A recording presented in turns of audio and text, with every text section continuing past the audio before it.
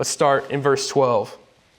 I want you to know, brothers, that what has happened to me has really served to advance the gospel. So that it has become known throughout the whole imperial guard and to all the rest that my imprisonment is for Christ. And most of the brothers, having become confident in the Lord by my imprisonment, are much more bold to speak the word without fear. Some indeed preach Christ from envy and rivalry, but others from goodwill. The latter do it out of love, knowing that I am put here for the defense of the gospel. The former proclaim Christ out of selfish ambition, not sincerely, but thinking to afflict me in my imprisonment.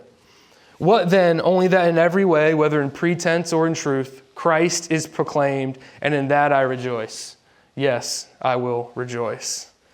So we just talked about how Paul is under house arrest, and he opens up this scripture in verse 12 by saying, what has happened to me has really served to advance the gospel. My imprisonment has served to advance the gospel. And then you go all the way to the end in verse 18, and he says, because through what has happened, Christ is proclaimed, and in that I rejoice. Yes, I will rejoice.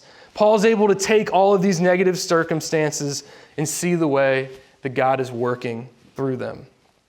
This example set forth by Paul shows us that the right perspective keeps us focused on what matters. And what matters more than anything is that Christ be made known and glorified.